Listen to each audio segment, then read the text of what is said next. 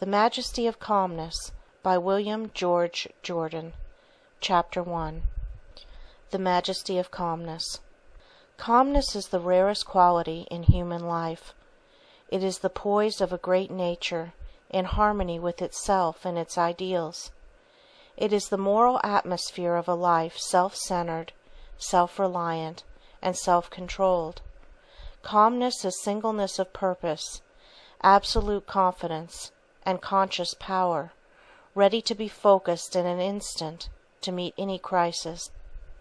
The Sphinx is not a true type of calmness. Petrification is not calmness.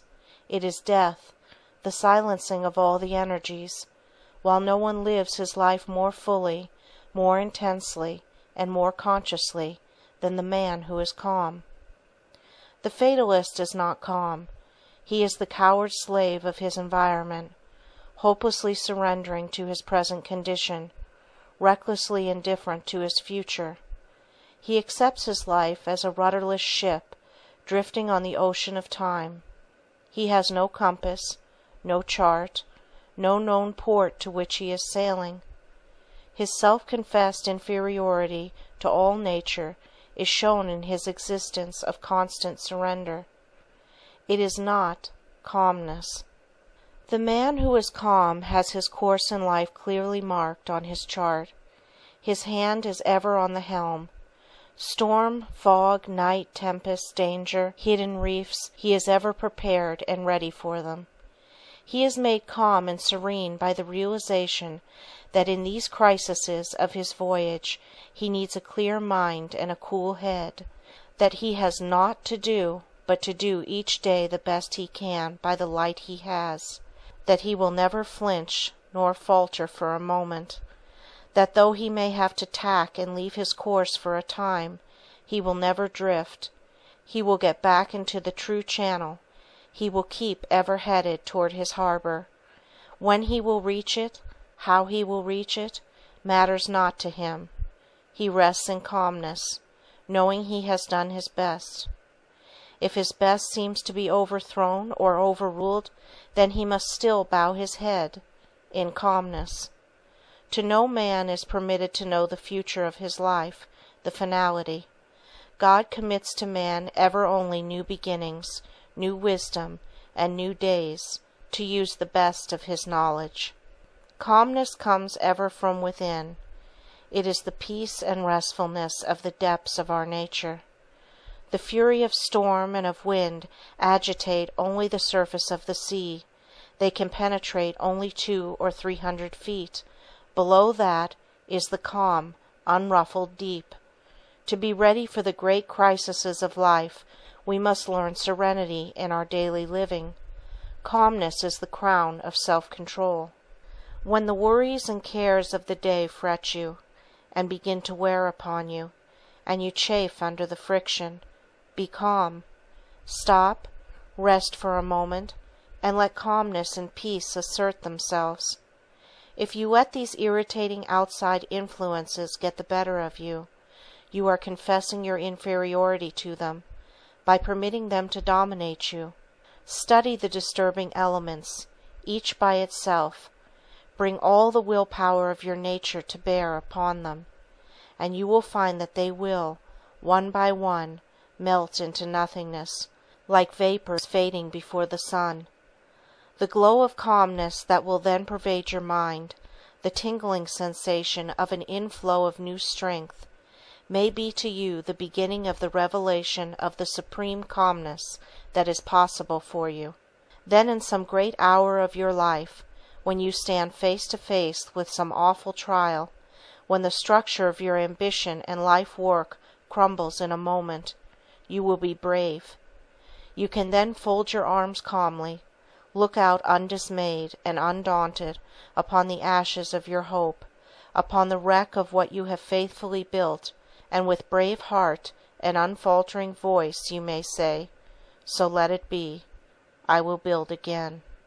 When the tongue of malice and slander, the persecution of inferiority, tempts you for just a moment to retaliate, when for an instant you forget yourself so far as to hunger for revenge, be calm. When the gray heron is pushed by its enemy, the eagle, it does not run to escape. It remains calm, takes a dignified stand, and waits quietly, facing the enemy unmoved. With the terrific force with which the eagle makes its attack, the boasted king of birds is often impaled and run through on the quiet, lance-like bill of the heron. The means that man takes to kill another's character becomes suicide of his own. No man in the world ever attempted to wrong another without being injured in return, some way, somehow, sometime. The only weapon of offense that nature seems to recognize is the boomerang. Nature keeps her books admirably. She puts down every item. She closes all accounts finally. But she does not always balance them at the end of the month. To the man who is calm, revenge is so far beneath him that he cannot reach it, even by stooping. When injured, he does not retaliate. He wraps around himself the royal robes of calmness, and he goes quietly on his way. When the hand of death touches the one we hold dearest, paralyzes our energy, and eclipses the sun of our life, the calmness that has been accumulating in long years becomes in a moment our refuge, our reserve strength. The most subtle of all temptations is the seeming success of the wicked. It requires moral courage to see, without flinching, material prosperity coming to men who are dishonest, to see politicians rise into prominence, power and wealth by trickery and corruption, to see virtue in rags and vice in velvets, to see ignorance at a premium and knowledge at a discount. To the man who is really calm, these puzzles of life do not appeal. He is living his life as best he can. He is not worrying about the problems of justice, whose solution must be left to omniscience to solve. When man has developed the spirit of calmness until it becomes so absolutely part of him that his very presence radiates it, he has made great progress in life. Calmness cannot be acquired of itself and by itself. It must come as the culmination of a series of virtues. What the world needs and what individuals need is a higher standard of living, a great realizing sense of the privilege and dignity of life, a higher and nobler conception of individuality. With this great sense of calmness permeating an individual, man becomes able to retire more into himself, away from the noise, the confusion and the strife of the world, which comes to his ears only as faint, far-off rumblings, or as the tumult of the life of a city heard only as a buzzing hum by the man in a balloon. The man who is calm does not selfishly isolate himself from the world, for he is intensely interested in all that concerns the welfare of humanity. His calmness is but a holy of holies, into which he can retire from the world to get strength to live in the world. He realizes that the full glory of individuality, the crowning of his self-control, is the Majesty of Calmness. End of Chapter 1. This is Books on My Mind YouTube channel. Listen to world's best and high-quality audiobooks. Chapter 2. Hurry, the Scourge of America. The first sermon in the world was preached at the creation. It was a divine protest against hurry. It was a divine object lesson of perfect law, perfect plan, perfect order, perfect method. 6 days of work carefully planned, scheduled and completed, were followed by rest. Whether we accept the story as literal or as figurative, as the account of successive days or of ages comprising millions of years, matters little if we but learn the lesson. Nature is very un-American. Nature never hurries. Every phase of her working shows plan, calmness, reliability, and the absence of hurry. Hurry always implies lack of definite method, confusion, impatience of slow growth. The Tower of Babel, the world's first skyscraper, was a failure because of hurry. The workers mistook their arrogant ambition for inspiration. They had too many builders and no architect. They thought to make up the lack of a head by superfluity of hands. This is a characteristic of hurry. It seeks ever to make energy a substitute for a clearly defined plan. The result is ever as hopeless as trying to transform a hobby horse into a real steed by brisk riding. Hurry is a counterfeit of haste. Haste has an ideal, a distinct aim to be realized by the quickest direct methods. Haste has a single compass upon which it relies for direction and in harmony with which its course is determined. Hurry says, I must move faster. I will get 3 compasses. I will have them different. I will be guided by all of them. One of them will probably be right. Hurry never realizes that slow, careful foundation work is the quickest in the end. Hurry has ruined more Americans than has any other word in the vocabulary of life. It is the scourge of America, and is both a cause and a result of our high-pressure civilization. Hurry adroitly assumes so many masquerades of disguise that its identity is not always recognized. Hurry always pays the highest price for everything, and usually the goods are not delivered. In the race for wealth, men often sacrifice time, energy, health, home, happiness, and honor, everything that money cannot buy, the very things that money can never bring back. Hurry is a phantom of paradoxes. Businessmen, in their desire to provide for the future happiness of their family, often sacrifice the present happiness of wife and children on the altar of hurry. They forget that their place in the home should be something greater than being merely the man that pays the bills. They expect consideration and thoughtfulness that they are not giving. We hear too much of a wife's duties to a husband and too little of the other side of the question. The wife, they tell us, should meet her husband with a smile and a kiss, should tactfully watch his moods, and be ever sweetness and sunshine. Why this continual swinging of the censer of devotion to the man of business? Why should a woman have to look up with timid glance at the face of her husband to size up his mood? Has not her day, too, been one of care and responsibility and watchfulness? Has not mother love been working over perplexing problems and worries of home and of the training of the children that wifely love may make her seek to solve in secret? Is man then the weaker sex that he must be pampered and treated as tenderly as a boil trying to keep from contact with the world? In their hurry to attain some ambition, to gratify the dream of life, men often throw honor, truth, and generosity to the winds. Politicians dare to stand by and see a city poisoned with foul water until they see where they come in on a waterworks appropriation. If it be necessary to poison an army, that, too, is but an incident in the hurry for wealth. This is the age of the hothouse.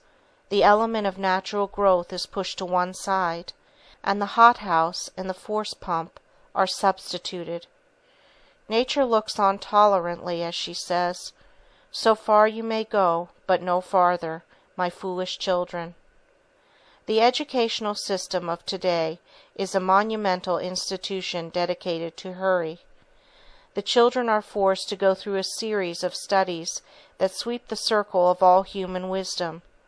They are given everything that the ambitious ignorance of the age can force into their minds.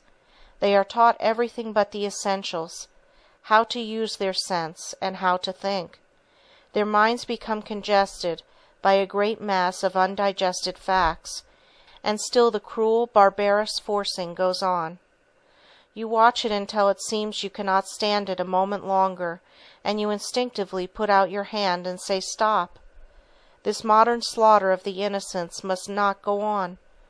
Education smiles suavely, waves her hand complacently towards her thousands of knowledge prisons over the country, and says, "Who are you that dare speak a word against our sacred school system?" Education is in a hurry.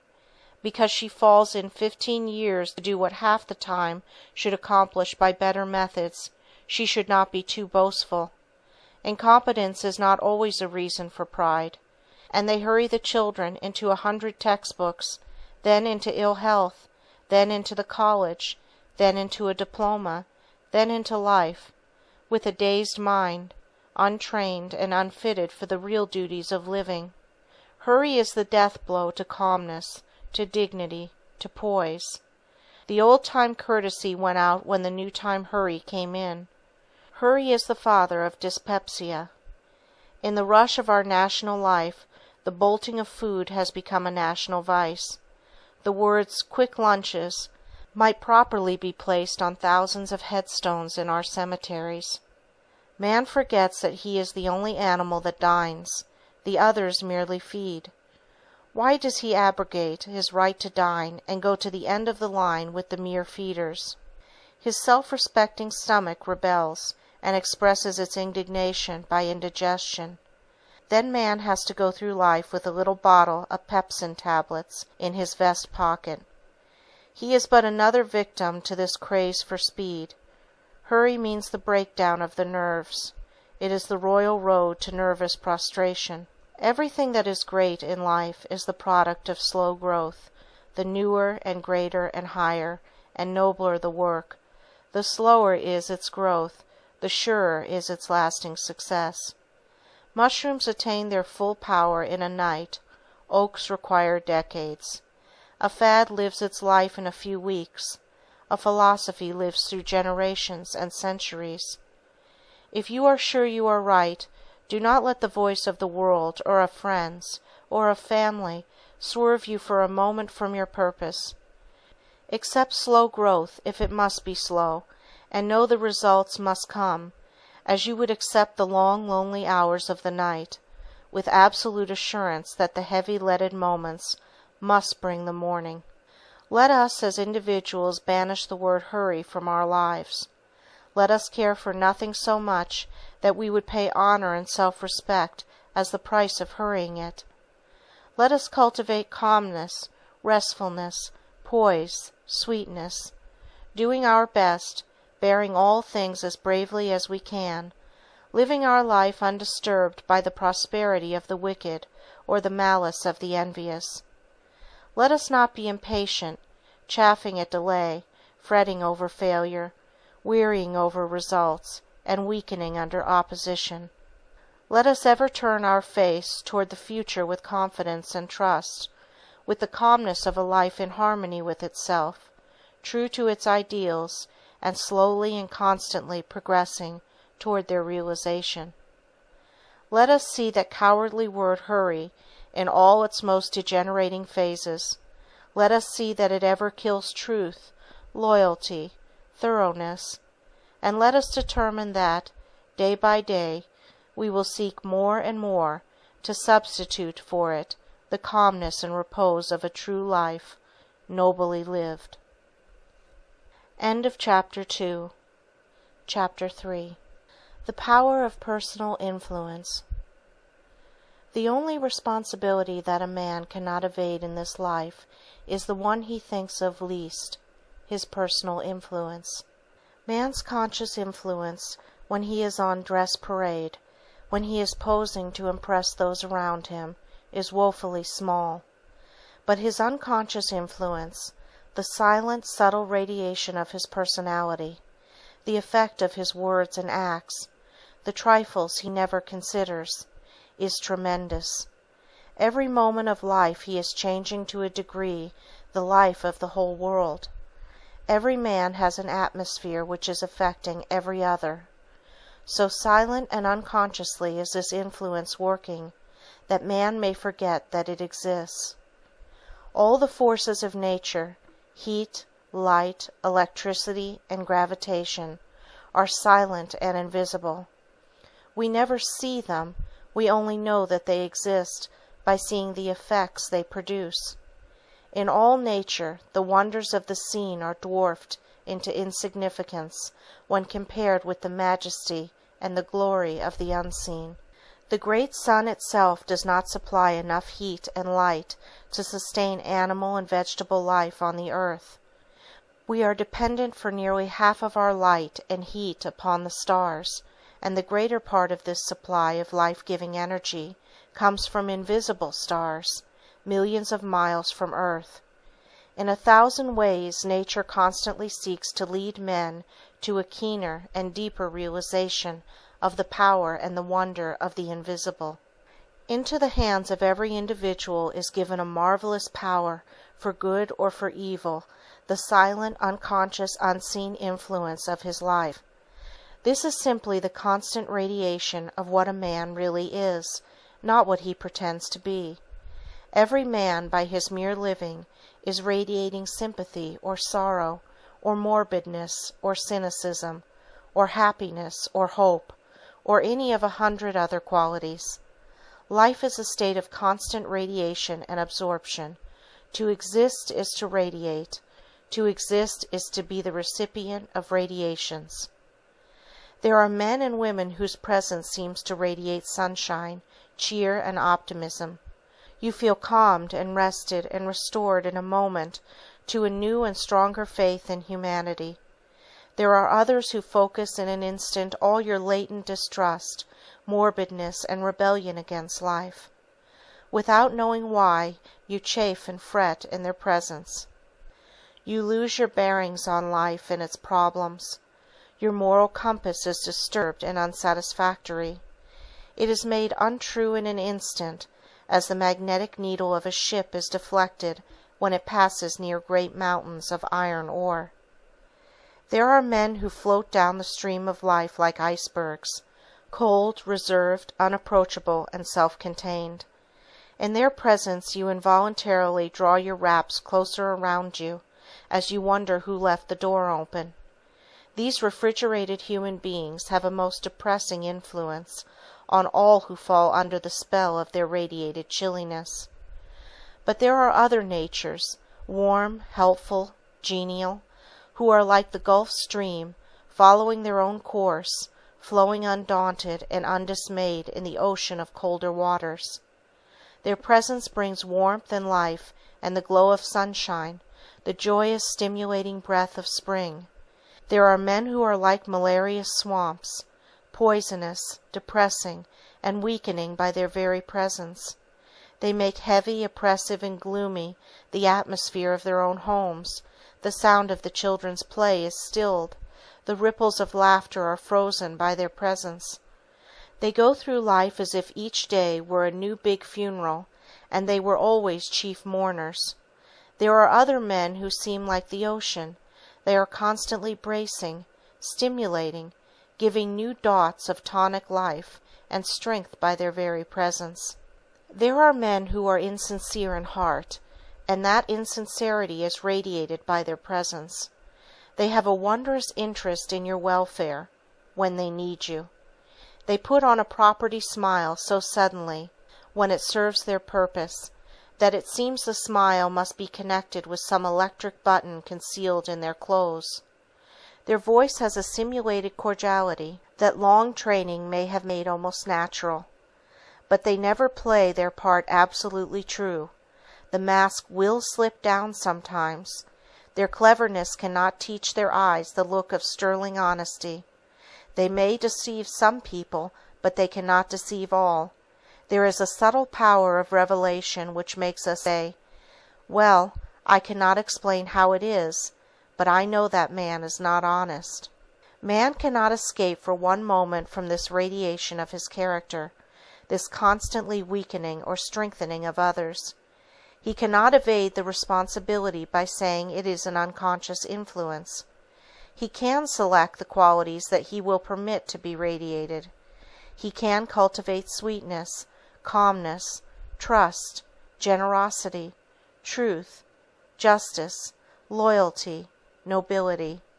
Make them vitally active in his character, and by these qualities he will constantly affect the world. Discouragement often comes to honest souls trying to live the best they can, in the thought that they are doing so little good in the world. Trifles unnoted by us may be links in the chain of some great purpose. In 1797, William Godwin wrote The Inquirer, a collection of revolutionary essays on morals and politics. The book influenced Thomas Malthus to write his essay on population, published in 1798. Malthus's book suggested to Charles Darwin a point of view upon which he devoted many years of his life, resulting, in 1859, in the publication of The Origin of Species, the most influential book of the 19th century, a book that has revolutionized all science. These were but 3 links of influence extending over 60 years. It might be possible to trace this genealogy of influence back from Godwin, through generation and generation, to the word or act of some shepherd in early Britain, watching his flock upon the hills, living his quiet life, and dying with the thought that he had done nothing to help the world. Men and women have duties to others, and duties to themselves. In justice to ourselves, we should refuse to live in an atmosphere that keeps us from living our best. If the fault be in us, we should master it. If it be the personal influence of others that, like a noxious vapor, kills our best impulses, we should remove from that influence, if we can possibly move without forsaking duties. If it be wrong to move, then we should take strong doses of moral quinine to counteract the malaria of influence. It is not what those around us do for us that counts. It is what they are to us. We carry our house plants from one window to another to give them proper heat, light, air, and moisture. Should we not be at least as careful of ourselves? To make our influence felt, we must live our faith. We must practice what we believe. A maggot does not attract iron as iron. It must first convert the iron into another magnet before it can attract it. It is useless for a parent to try to teach gentleness to her children when she herself is cross and irritable. The child who is told to be truthful, and who hears a parent lie cleverly to escape some little social unpleasantness, is not going to cling very zealously to truth. The parent's words say, "Don't lie." The influence of the parent's life says, "Do lie." No man can ever isolate himself to evade this constant power of influence, as no single corpuscle can rebel and escape from the general course of the blood. No individual is so insignificant as to be without influence. The changes in our varying moods are all recorded in the delicate barometers of the lives of others. We should ever let our influence filter through human love and sympathy. We should not be merely an influence, we should be an inspiration. By our very presence we should be a tower of strength to the hungering human souls around us. End of Chapter 3. Chapter 4. The Dignity of Self-Reliance. Self-confidence without self-reliance is as useless as a cooking recipe without food. Self-confidence sees the possibilities of the individual. Self-reliance realizes them. Self-confidence sees the angel in the unhewn block of marble. Self-reliance carves it out for himself. The man who is self-reliant says ever, "No one can realize my possibilities for me, but me. No one can make me good or evil but myself." He works out his own salvation, financially, socially, mentally, physically, and morally. Life is an individual problem that man must solve for himself. Nature accepts no vicarious sacrifice, no vicarious service. Nature never recognizes a proxy vote. She has nothing to do with middlemen. She deals only with the individual. Nature is constantly seeking to show man that he is his own best friend, or his own worst enemy. Nature gives man the option on which he will be to himself. All the athletic exercises in the world are of no value to the individual unless he compel those bars and dumbbells to yield to him in strength and muscle the power for which he himself pays in time and effort. He can never develop his muscles by sending his valet to the gymnasium. The medicine chests of the world are powerless, in all the united efforts, to help the individual until he reach out and take for himself what is needed for his individual weaknesses.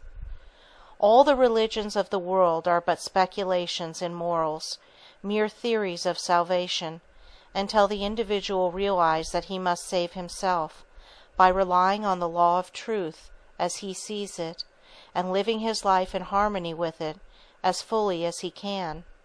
But religion is not a Pullman car with soft cushioned seats where he has but to pay for his ticket and someone else does all the rest. In religion, as in all great things, he is ever thrown back on his self-reliance. He should accept all helps, but he must live his own life. He should not feel that he is a mere passenger. He is an engineer, and the train is his life.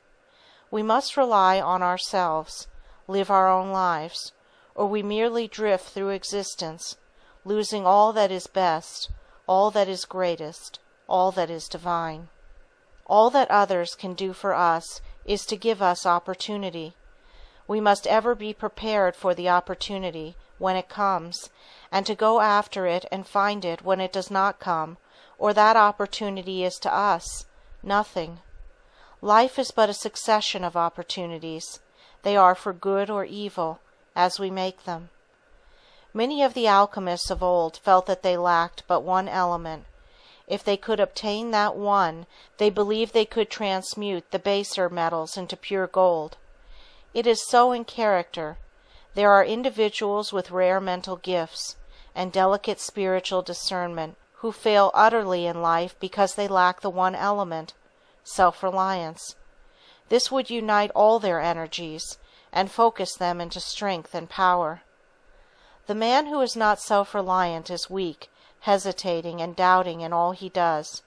He fears to take a decisive step because he dreads failure, because he is waiting for someone to advise him, or because he dare not act in accordance with his own best judgment. In his cowardice and in his conceit, he sees all his non-successes due to others. He is not appreciated, not recognized. He is kept down. He feels that in some subtle way society is conspiring against him. He grows almost vain as he thinks that no one has had such poverty, such sorrow, such affliction, such failure as have come to him. The man who is self-reliant seeks ever to discover and conquer the weakness within him that keeps him from the attainment of what he holds dearest. He seeks within himself the power to battle against all outside influences. He realizes that all the greatest men in history, in every phase of human effort, have been those who have had to fight against the odds of sickness, suffering, sorrow. To him, defeat is no more than passing through a tunnel is to a traveler. He knows he must emerge again into the sunlight. The nation that is strongest is the one that is most self-reliant, the one that contains within its boundaries all that its people need. If with its ports all blockaded, it has not within itself the necessities of life and the elements of its continual progress, then it is weak, held by the enemy, and it is but a question of time till it must surrender. Its independence is in proportion to its self-reliance, to its power to sustain itself from within. What is true of nations is true of individuals. The history of nations is but the biography of individuals magnified, intensified, multiplied, and projected on the screen of the past. History is the biography of a nation, biography is the history of an individual. So it must be that the individual who is most strong in any trial, sorrow, or need is he who can live from his inherent strength, who needs no scaffolding of commonplace sympathy to uphold him. He must ever be self-reliant. The wealth and prosperity of ancient Rome, relying on her slaves to do the real work of the nation, proved the nation's downfall. The constant dependence on the captives of war to do the thousand details of life for them killed self-reliance in the nation and in the individual. Then, through weakened self-reliance and the increased opportunity for idle, luxurious ease that came with it, Rome, a nation of fighters, became a nation of men more effeminate than women.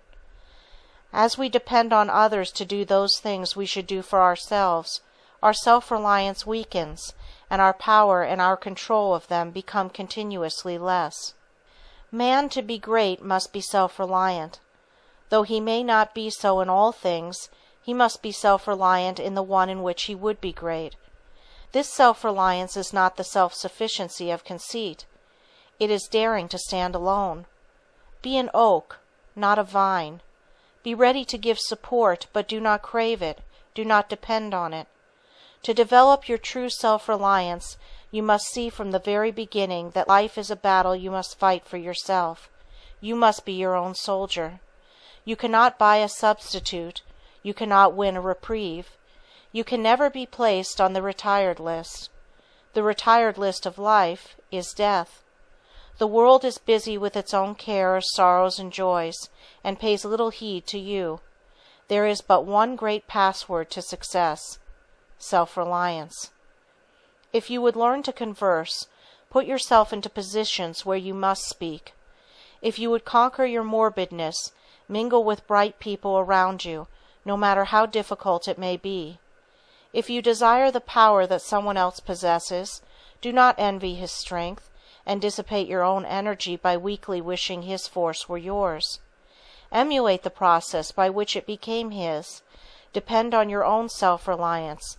Pay the price for it, and equal power may be yours. The individual must look upon himself as an investment of untold possibilities if rightly developed, a mine whose resources can never be known but by going down into it and bringing out what is hidden. Man can develop his self-reliance by seeking constantly to surpass himself. We try too much to surpass others.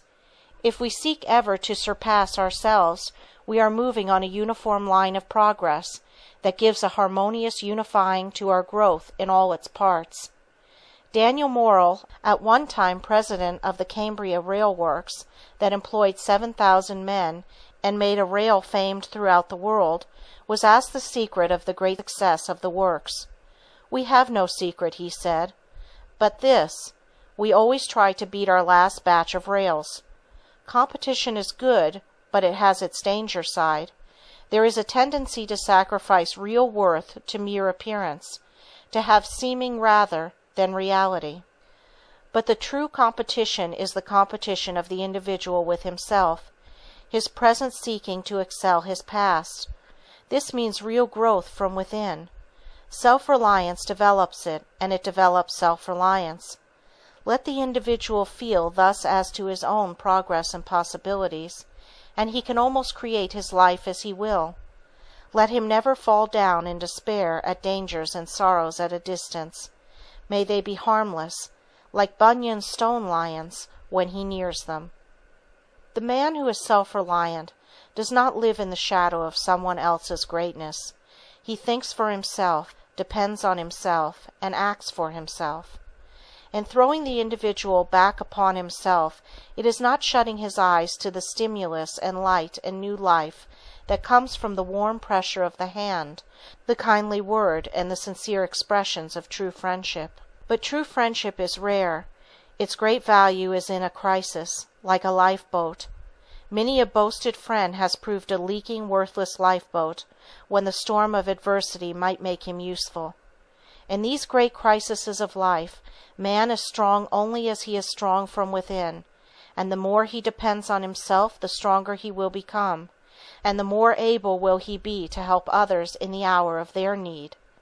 His very life will be a constant help and a strength to others, as he becomes to them a living lesson of the dignity of self-reliance. End of chapter 4. This is Books on My Mind YouTube channel. Listen to world's best and high-quality audiobooks. Chapter 5. Failure as a Success. It ofttimes requires heroic courage to face fruitless effort, to take up the broken strands of a life work, to look bravely toward the future, and proceed undaunted on our way. But what to our eyes may seem hopeless failure is often but the dawning of a greater success. It may contain in its debris the foundation material of a mighty purpose, or the revelation of new and higher possibilities. Some years ago it was proposed to send logs from Canada to New York by a new method. The ingenious plan of Mr. Joggins was to bind great logs together by cables and iron girders, and to tow the cargo as a raft. When the novel craft neared New York and success seemed assured, a terrible storm arose. In the fury of the tempest, the iron bands snapped like icicles, and the angry waters scattered the logs far and wide. The chief of the hydrographic department at Washington heard of the failure of the experiment, and at once sent word to shipmasters the world over, urging them to watch carefully for these logs which he described, and to note the precise location of each in latitude and longitude, and the time the observation was made. Hundreds of captains sailing over the waters of the earth noted the logs, in the Atlantic Ocean, in the Mediterranean, in the South Seas, for into all waters did these venturesome ones travel.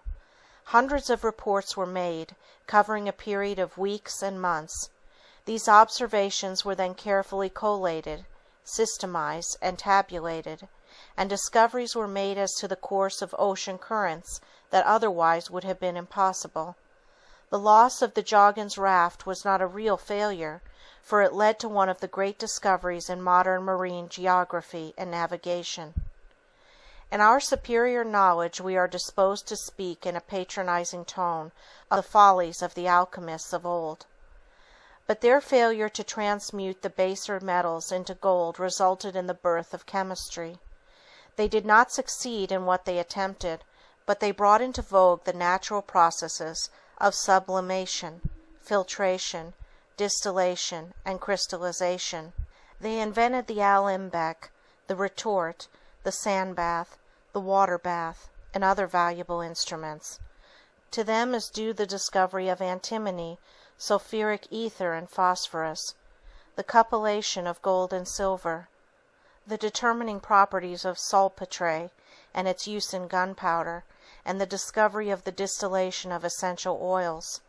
This was the success of failure, a wondrous process of nature for the highest growth, a mighty lesson of comfort, strength, and encouragement, if man would only realize and accept it.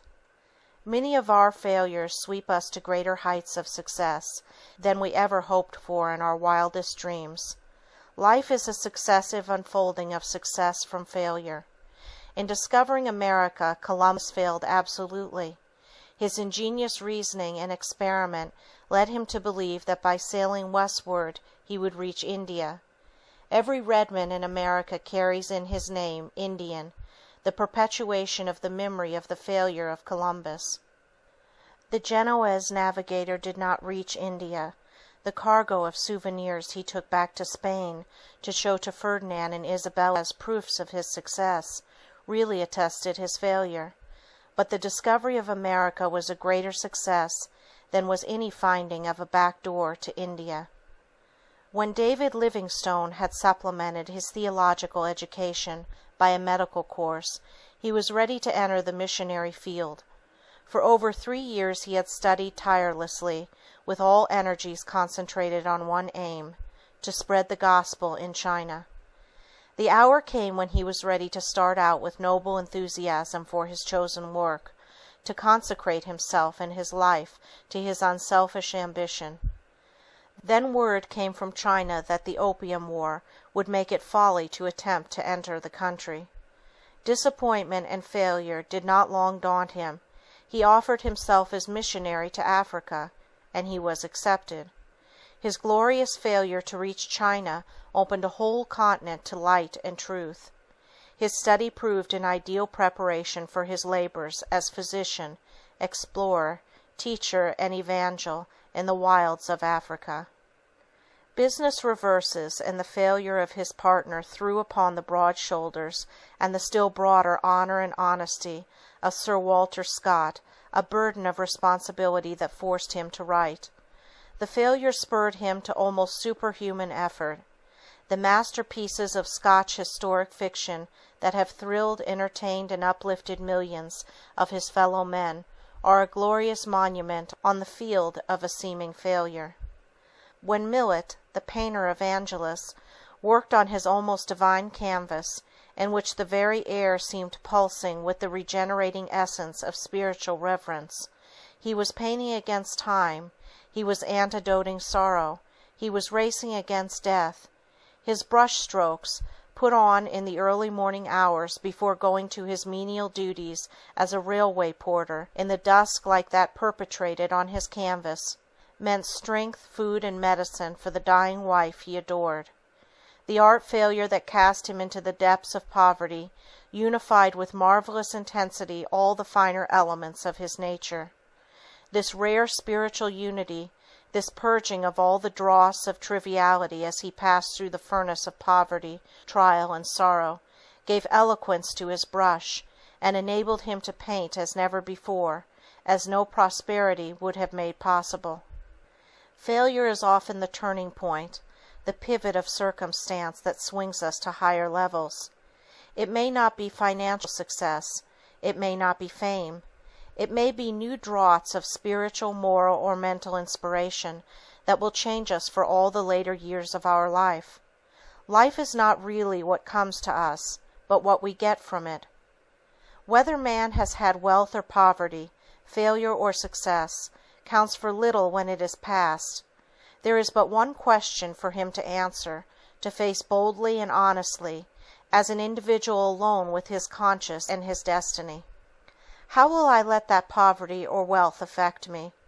If that trial or deprivation has left me better, truer, nobler, then poverty has been riches, failure has been a success. If wealth has come to me and has made me vain, arrogant, contemptuous, uncharitable, cynical, closing me from all the tenderness of life, all the channels of higher development, of possible good to my fellow man, making me the mere custodian of a money bag, then wealth has lied to me. It has been a failure, not success. It has not been riches. It has been dark, treacherous poverty that stole from me even myself. All things become for us, then, what we take from them. Failure is one of God's educators. It is experience leading man to higher things. It is the revelation of a way, a path hitherto unknown to us. The best men in the world, those who have made the greatest real successes, look back with serene happiness on their failures. The turning of the face of time shows all things in a wondrously illuminated and satisfying perspective. Many a man is thankful today that some petty success for which he once struggled melted into thin air as his hand sought to clutch it. Failure is often the rock-bottom foundation of real success. If man in a few instances of his life can say, "Those failures were the best things in the world that could ever have happened to me," should he not face new failures with undaunted courage and trust that the miraculous ministry of nature may transform these new stumbling blocks into new stepping stones?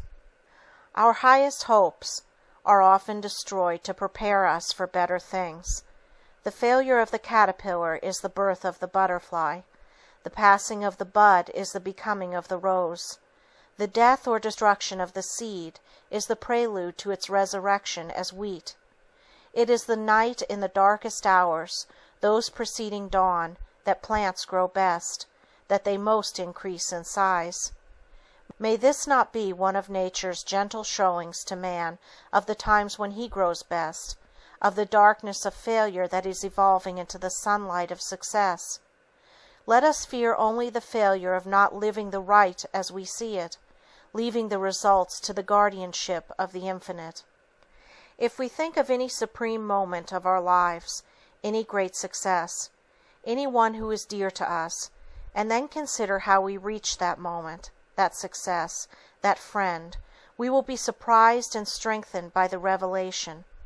As we trace each one back, step by step, through the genealogy of circumstances, we will see how logical has been the course of our joy and success, from sorrow and failure, and that what gives us most happiness today is inextricably connected with what once caused us sorrow. Many of our rivers of our greatest prosperity and growth have had their source in their trickling increase into volume among the dark, gloomy recesses of our failure. There is no honest and true work, carried along with constant and sincere purpose, that really ever fails. If it sometimes seems to be wasted effort, it will prove to us a new lesson of how to walk. The secret of our failures will prove to us the inspiration of possible successes. Man living with the highest aims, ever as best as he can, in continuous harmony with them, in a success, no matter what statistics of failure a near-sighted and half-blind world of critics and commentators may lay at his door. High ideals, noble efforts, will make seeming failures but trifles. They need not dishearten us. They should prove sources of new strength. The rocky way may prove safer than the slippery path of smoothness. Birds cannot fly best with the wind but against it. Ships do not progress in calm when the sails flap idly against the unstrained mass. The alchemy of nature, superior to that of Paracelsus, constantly transmutes the baser metals of failure into the later pure gold of higher success, if the mind of the worker be kept true, constant, and untiring in the service, and he have that sublime courage that defies fate to its worst while he does his best. End of Chapter 5. Chapter 6. Doing our best at all times. Life is a wondrously complex problem for the individual, until some day, in a moment of illumination, he awakens to the great realization that he can make it simple. Never quite simple, but always simpler. There are 1,000 mysteries of right and wrong that have baffled the wise men of the ages. There are depths in the great fundamental questions of the human race that no plummet of philosophy has ever sounded. There are wild cries of honest hunger for truth that seek to pierce the silence beyond the grave, but to them ever echo back only a repetition of their unanswered cries. To us all comes at times the great note of questioning despair that darkens our horizon and paralyzes our effort. If there really be a God, if eternal justice really rule the world, we say, why should life be as it is? Why do some men starve while others feast? Why does virtue often languish in the shadow while vice triumphs in the sunshine? Why does failure so often dog the footsteps of honest effort, while the success that comes from trickery and dishonor is greeted with the world's applause? How is it that the loving father of one family is taken by death, while the worthless encumbrance of another is spared? Why is there so much unnecessary pain, sorrowing, and suffering in the world? Why, indeed, should there be any? Neither philosophy nor religion can give any final satisfactory answer that is capable of logical demonstration, of absolute proof. There is ever, even after the best explanations, a residuum of the unexplained. We must then fall back in the eternal arms of faith, and be wise enough to say, I will not be disconcerted by these problems of life. I will not permit them to plunge me into doubt, and to cloud my life with vagueness and uncertainty. Man arrogates much to himself when he demands from the Infinite the full solution of all his mysteries. I will found my life on the impregnable rock of a simple fundamental truth. This glorious creation, with its millions of wondrous phenomena, pulsing ever in harmony with eternal law, must have a creator. That creator must be omniscient and omnipotent.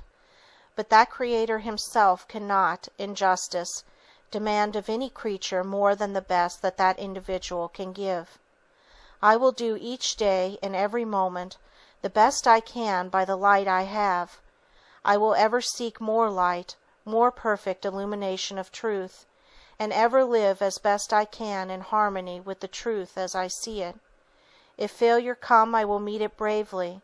If my pathway then lie in the shadow of trial, sorrow, and suffering, I shall have the restful peace and the calm strength of one who has done his best, who can look back upon the past with no pang of regret, and who has heroic courage in facing the results, whatever they be, knowing that he could not make them different. Upon this life plan, this foundation, man may erect any superstructure of religion or philosophy that he conscientiously can erect.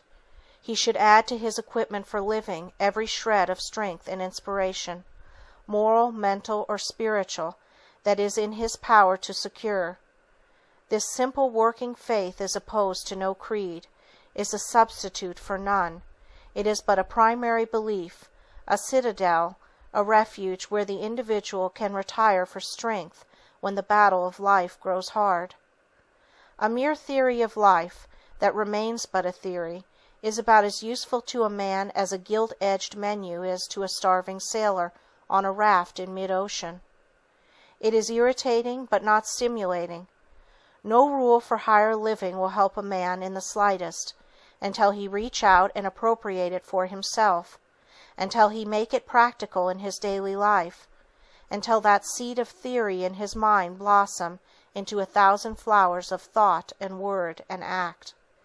If a man honestly seeks to live his best at all times, that determination is visible in every moment of his living.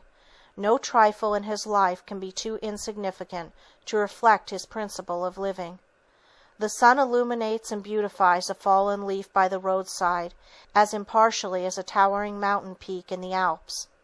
Every drop of water in the ocean is an epitome of the chemistry of the whole ocean.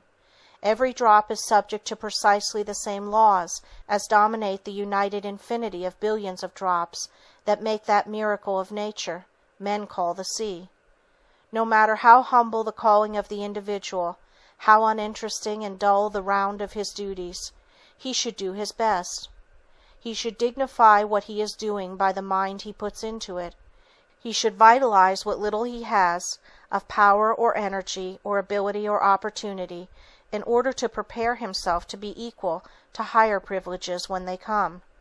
This will never lead man to that weak content that is satisfied with whatever falls to his lot. It will rather fill his mind with that divine discontent that cheerfully accepts the best, merely as a temporary substitute for something better. The man who is seeking ever to do his best is the man who is keen, active, wide awake, and aggressive. He is ever watchful of himself in trifles. His standard is not, "What will the world say?" but, "Is it worthy of me?" Edwin Booth, one of the greatest actors on the American stage, would never permit himself to assume an ungraceful attitude, even in his hours of privacy. In this simple thing he ever lived his best. On the stage every move was one of unconscious grace. Those of his company who were conscious of their motions were the awkward ones, who were seeking in public to undo or to conceal the carelessness of gestures and motions of their private life.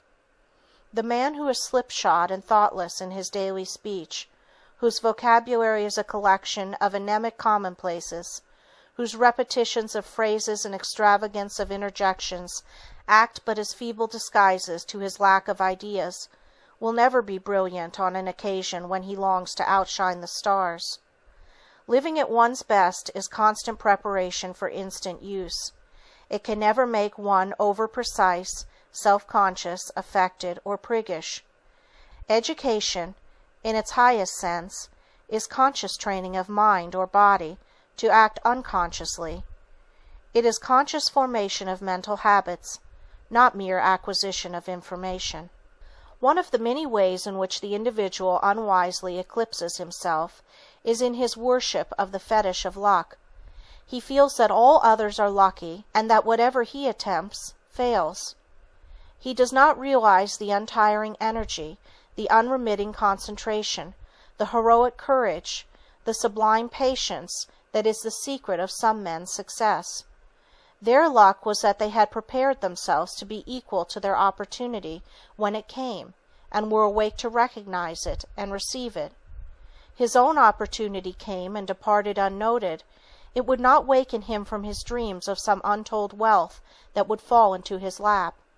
So he grows discouraged and envies those whom he should emulate, and he bandages his arm and chloroforms his energies, and performs his duties in a perfunctory way, or he passes through life, just ever sampling lines of activity. The honest, faithful struggler should always realize that failure is but an episode in a true man's life, never the whole story. It is never easy to meet, and no philosophy can make it so, but the steadfast courage to master conditions, instead of complaining of them, will help him on his way. It will ever enable him to get the best out of what he has. He never knows the long series of vanquished failures that give solidity to someone else's success. He does not realize the price that some rich man, the innocent football of political malcontents and demagogues, has heroically paid for wealth and position.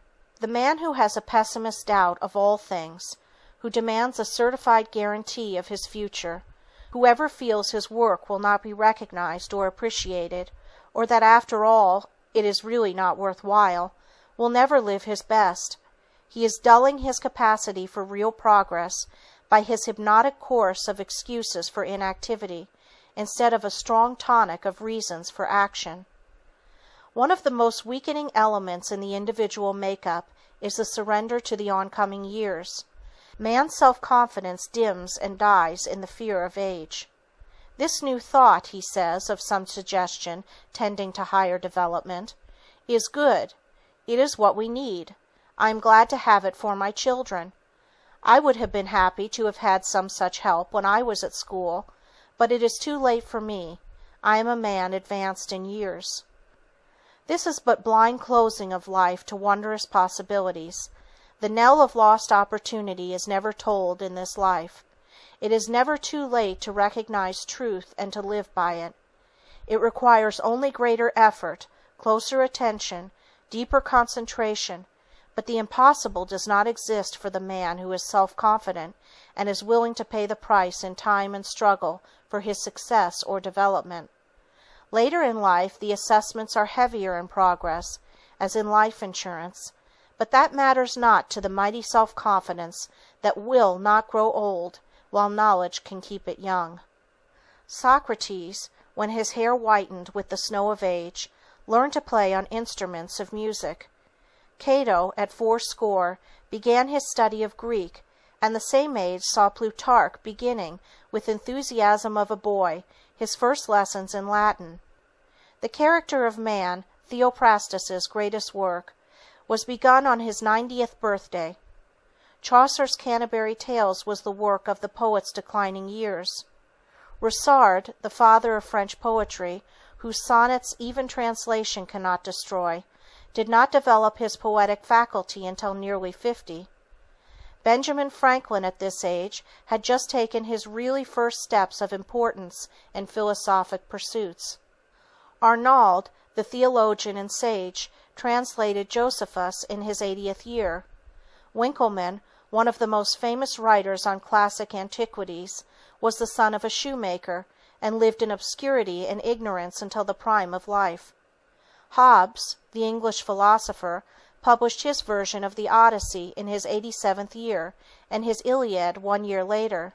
Chevreul, the great French scientist, whose untiring labors in the realm of color have so enriched the world, was busy, keen, and active when death called him, at the age of 103. These men did not fear age. These few names from the great muster roll of the famous ones who defied the years should be voices of hope and heartening to every individual whose courage and confidence is weak. The path of truth, higher living, truer development in every phase of life is never shut from the individual, unless he closes it himself. Let man feel this, believe it, and make this faith a real and living factor in his life, and there are no limits to his progress. He has but to live his best at all times, and rest calm and untroubled no matter what results come to his efforts. The constant looking backward to what might have been, instead of forward to what may be, is a great weakener of self-confidence. This worry for the old past, this wasted energy for that which no power in the world can restore, ever lessens the individual's faith in himself, weakens his efforts to develop himself for the future to the perfection of his possibilities. Nature in her beautiful love and tenderness says to man, weakened and worn and weary with the struggle, do in the best way you can the trifle that is under your hand at this moment. Do it in the best spirit of preparation for the future your thought suggests. Bring all the light of knowledge from all the past to aid you. Do this and you have done your best. The past is forever closed to you. It is closed forever to you. No worry, no struggle, no suffering, no agony of despair can alter it. It is as much beyond your power as if it were 1,000,000 years of eternity behind you. Turn all that past, with its sad hours, weakness and sin, its wasted opportunities, as light, in confidence and hope, upon the future. Turn it all in fuller truth and light, so as to make each trifle of this present a new past it will be a joy to look back to, each trifle a grander, nobler, and more perfect preparation for the future. The present and the future you can make from it is yours. The past has gone back with all its messages, all its history, all its records, to the God who loaned you the golden moments to use in obedience to His law. End of Chapter 6. Chapter 7. The Royal Road to Happiness. During my whole life I have not had 24 hours of happiness. So said Prince Bismarck, one of the greatest statesmen of the 19th century. 83 years of wealth, fame, honors, power, influence, prosperity, and triumph, years when he held an empire in his fingers, but not one day of happiness. Happiness is the greatest paradox in nature. It can grow in any soil, live under any conditions. It defies environment. It comes from within. It is the revelation of the depths of the inner life, as light and heat proclaim the sun from which they radiate. Happiness consists not of having, but of being; not of possessing, but of enjoying. It is the warm glow of a heart at peace with itself. A martyr at the stake may have happiness that a king on his throne might envy. Man is the creator of his own happiness. It is the aroma of a life lived in harmony with high ideals. For what a man has, he may be dependent on others. For what he is, rests with him alone. What he obtains in life is but acquisition, but what he attains is growth. Happiness is the soul's joy in the possession of the intangible. Absolute, perfect, continuous happiness in life is impossible for the human. It would mean the consummation of attainments, the individual consciousness of a perfectly fulfilled destiny.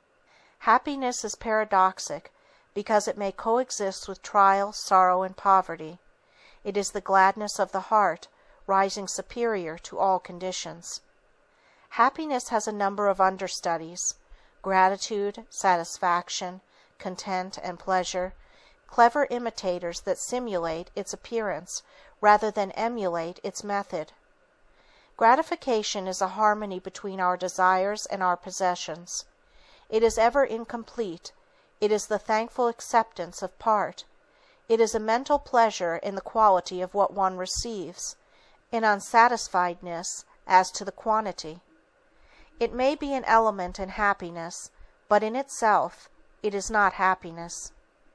Satisfaction is a perfect identity of our desires and our possessions. It exists only so long as this perfect union and unity can be preserved. But every realized ideal gives birth to new ideals. Every step in advance reveals large domains of the unattained. Every feeding stimulates new appetites. Then the desires and possessions are no longer identical, no longer equal. New cravings call forth new activities. The equipoise is destroyed, and dissatisfaction re-enters. Man might possess everything tangible in the world, and yet not be happy, for happiness is the satisfying of the soul, not of the mind or the body. Dissatisfaction, in its highest sense, is the keynote of all advance, the evidence of new aspirations, the guarantee of the progressive revelation of new possibilities. Content is a greatly overrated virtue. It is a kind of diluted despair. It is the feeling with which we continue to accept substitutes, without striving for the realities. Content makes the trained individual swallow vinegar and try to smack his lips as if it were wine. Content enables one to warm his hands at the fire of a past joy that exists only in memory. Content is a mental and moral chloroform that deadens the activities of the individual to rise to higher planes of life and growth. Man should never be contented with anything less than the best efforts of his nature can possibly secure for him. Content makes the world more comfortable for the individual, but it is the death knell of progress. Man should be content with each step of progress merely as a station, discontented with it as a destination, contented with it as a step, discontented with it as a finality.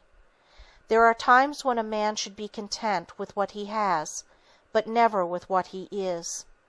But content is not happiness, neither is pleasure. Pleasure is temporary, happiness is continuous. Pleasure is a note, happiness is a symphony. Pleasure may exist when conscience utters protests, happiness never. Pleasure may have its dregs and its lees, but none can be found in the cup of happiness. Man is the only animal that can be really happy. To the rest of the creation belong only weak imitations of the understudies. Happiness represents a peaceful attunement of a life with a standard of living. It can never be made by the individual, by himself, for himself. It is one of the incidental byproducts of an unselfish life. No man can make his own happiness the one object of his life and attain it, any more than he can jump on the far end of his shadow. If you would hit the bull's-eye of happiness on the target of life, aim above it. Place other things higher than your own happiness, and it will surely come to you.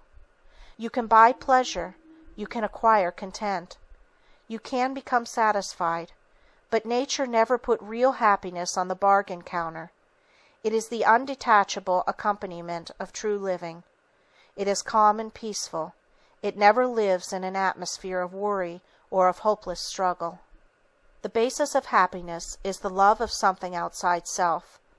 Search every instance of happiness in the world, and you will find, when all the incidental features are eliminated, there is always the constant, unchangeable element of love. Love of parent for child, love of man and woman for each other, love of humanity in some form, or a great life work into which the individual throws all his energies. Happiness is the voice of optimism, of faith, of simple, steadfast love. No cynic or pessimist can be really happy. A cynic is a man who is morally nearsighted, and brags about it.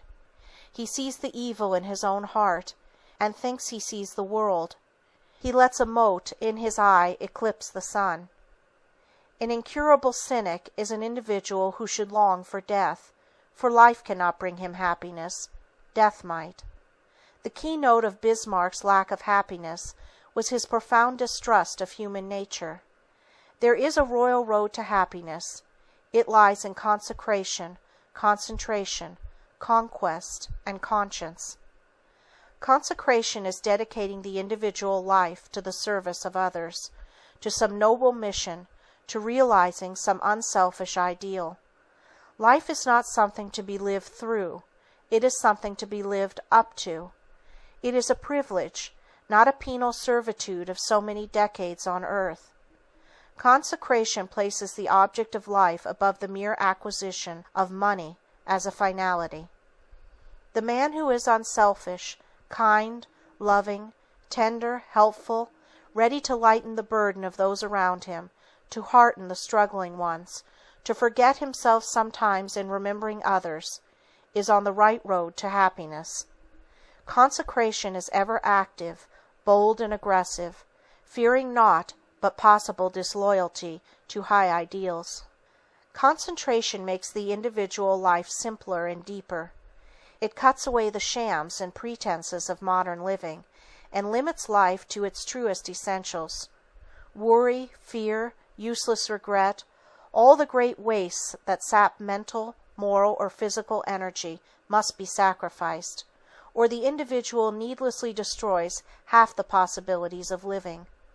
A great purpose in life, something that unifies the strands and threads of each day's thinking, something that takes the sting from the petty trials, sorrows, sufferings, and blunders of life, is a great aid to concentration. Soldiers in battle may forget their wounds, or even be unconscious of them, in the inspiration of battling for what they believe is right. Concentration dignifies a humble life. It makes a great life sublime. In morals, it is a shortcut to simplicity. It leads to right for right's sake, without thought of policy or of reward. It brings calm and rest to the individual, a serenity that is but the sunlight of happiness. Conquest is the overcoming of an evil habit, the rising superior to opposition and attack, the spiritual exhalation that comes from resisting the invasion of the groveling material side of life. Sometimes when you are worn and weak with the struggle, when it seems that justice is a dream, that honesty and loyalty and truth count for nothing, that the devil is the only good paymaster, when hope grows dim and flickers, then is the time when you must tower in the great sublime faith that right must prevail. Then you must throttle these imps of doubt and despair. You must master yourself to master the world around you. This is conquest. This is what counts. Even a log can float with the current. It takes a man to fight sturdily against an opposing tide that would sweep his craft out of its course. When the jealousies, the petty intrigues, and the meanness and the misunderstandings in life assail you, rise above them. Be like a lighthouse that illumes and beautifies the snarling, swashing waves of the storm that threaten it, that seek to undermine it, and seek to wash over it. This is conquest. When the chance to win fame, wealth, success, or the attainment of your heart's desire, by sacrifice of honor or principle, comes to you, and it does not affect you long enough even to seem a temptation, you have been the victor. That too is conquest, and conquest is part of the royal road to happiness. Conscience, as the mentor, the guide and compass of every act, leads ever to happiness. When the individual can stay alone with his conscience and get its approval without using force or specious logic, then he begins to know what real happiness is. But the individual must be careful that he is not appealing to a conscience perverted or deadened by the wrongdoing and subsequent deafness of its owner. The man who is honestly seeking to live his life in consecration, concentration, and conquest, living from day to day as best he can, by the light he has, may rely explicitly on his conscience. He can shut his ears to what the world says, and find in the approval of his own conscience the highest earthly tribune, the voice of the infinite communing with the individual. Unhappiness is the hunger to get. Happiness is the hunger to give.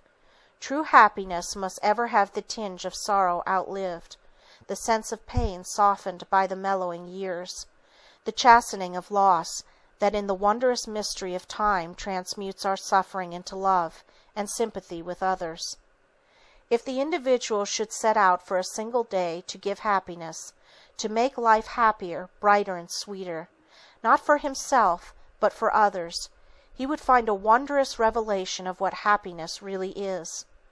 The greatest of the world's heroes could not by any series of acts of heroism do as much real good as any individual living his whole life in seeking, from day to day, to make others happy. Each day there should be fresh resolution, new strength, and renewed enthusiasm. Just for today might be the daily motto of thousands of societies throughout the country, composed of members bound together to make the world better through constant simple acts of kindness, constant deeds of sweetness and self-love. And happiness would come to them in its highest and best form, not because they would seek to absorb it, but because they seek to radiate it. End of Chapter 7. End of The Majesty of Calmness by William George Jordan. This is Books on My Mind YouTube channel. Listen to world's best and high-quality audiobooks. Click on the subscribe button for more.